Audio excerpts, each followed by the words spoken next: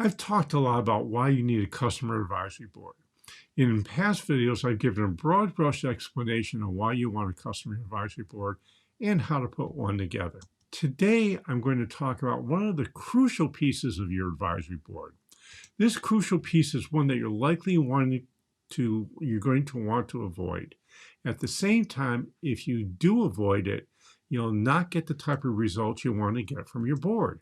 So you might ask, what is that missing piece? Well, it's the role of the curmudgeon.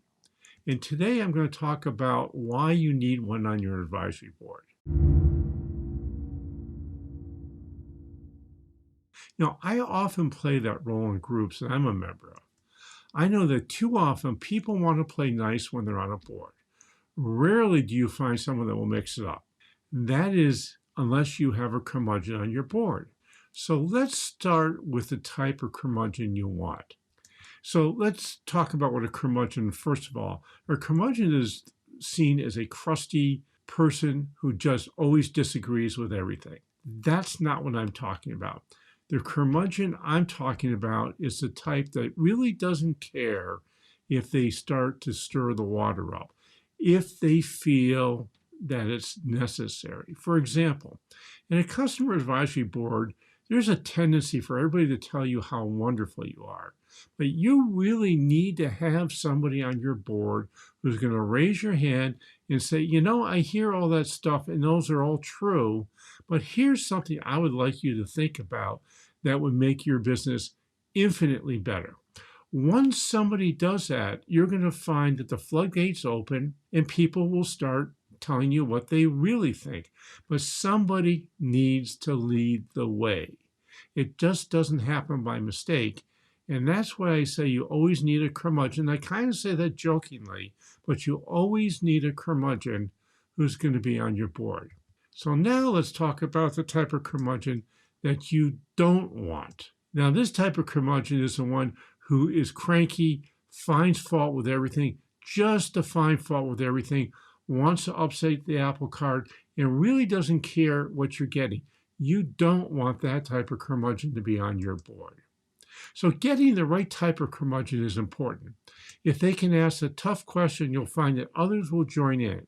When this happens, you're going to likely want to say and defend yourself, but you can't do that. Your job is to stay neutral and not feel like you have to defend yourself. Just listen and learn. Hey, this is important. Make sure you transcribe and record the session.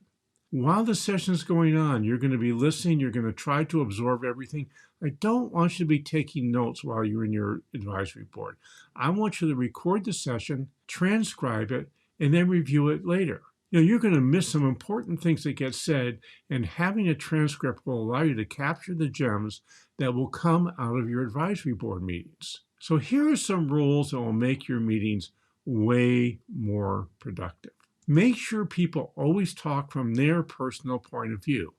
If somebody says, I think others would want X, discount that. Instead, ask them what they would do. Ask them if they would spend their money on what they're suggesting they do. If they're talking in a global manner, you're going to be surprised how often people say, no, I wouldn't buy that, but I think everybody else would.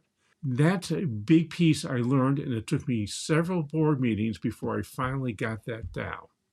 Number two, do your best to not be defensive when the curmudgeon brings something up. Many curmudgeons are blunt, and they don't have a great filter. They're going to tell you what they think without much editing, and your job is to listen and say thank you, not to get into an argument, and not to defend yourself. Number three, don't let arguments break out. If you have a different opinion, just accept the different opinions and move on.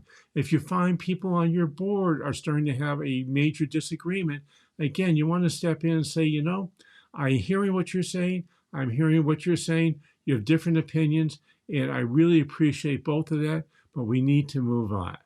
Number four, if you're not comfortable moderating your own group, find an expert who is. There's plenty of people out there who know how to do facilitation.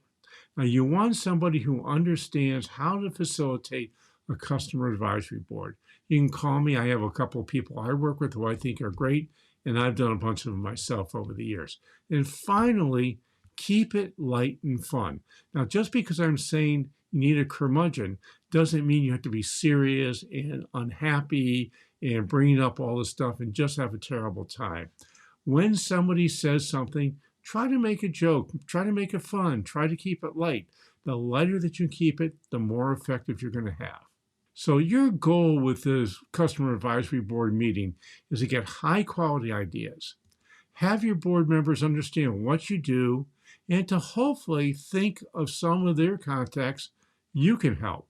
Now, I'm going to tell you that as a customer advisory board goes on, you don't want to be asking for referrals. But the more the board members learn about you and your business, the easier it is for them to introduce you to people that you can also help. So here's the steps I would like you to take today as you put together your advisory board. Have your board primarily populated with your perfect customer and our connectors. Now, a connector is somebody who loves to introduce you to other people. When you have your best customers that are connectors on your board, they're going to learn more about your business. They're going to become more informed. It makes them easier to do what they love to do anyhow, which is to introduce you to others. When you choose your curmudgeon, make sure your curmudgeon is a strong supporter of what you do. You don't want to bring a curmudgeon on who's unhappy with your service. Bring a curmudgeon on who is blunt, tells you what they're really thinking, and loves what you do. If you don't do that, you're going to get curmudgeon type number 2, which could destroy your meeting. And number 3, remember to always ask the board if they would spend their own money on whatever they're suggesting. I talked about this earlier, and it's so important. I have had too many members of board saying, I think this is a great idea. For example, I think health food is a great idea to put into your vending machines. And then I would ask them, say, okay, if I put in this type of health food, would you buy it? And my board members almost always said, well, not really, but I know that other people in our company want health food and you should have it in your machines. Well, guess what I did? I discounted that because it just wasn't true. People didn't buy it, and because they said others will, that doesn't mean it.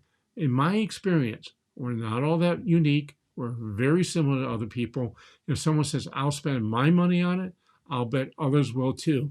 If they say, I wouldn't spend my money on it, I also think that's true. So it's really important to go to the step number 3 to make sure that when somebody gives you a suggestion, you ask them, would you spend your own money on it?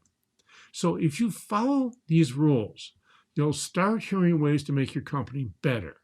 And as much as it's nice to hear about all the great things you do, it's a nugget of what you can do better and what we can improve on and what we can take advantage of that really count. So I would love to have a conversation with you about what the role of a curmudgeon is. So feel free contacting me at jpatrick@stage2planning.com to set up a time to talk. In the meantime, if you're not ready to talk, download our free infographic on our Stage 2 hiring method. It'll help you think about what traits you want and how to find the right people to serve on your board. And while you're at it, scroll down and let me know what you think about having a curmudgeon as part of your customer advisory board. Hey, this is Josh Patrick. You're at The Sustainable Business. Thanks a lot for stopping by. I hope to see you back here really soon.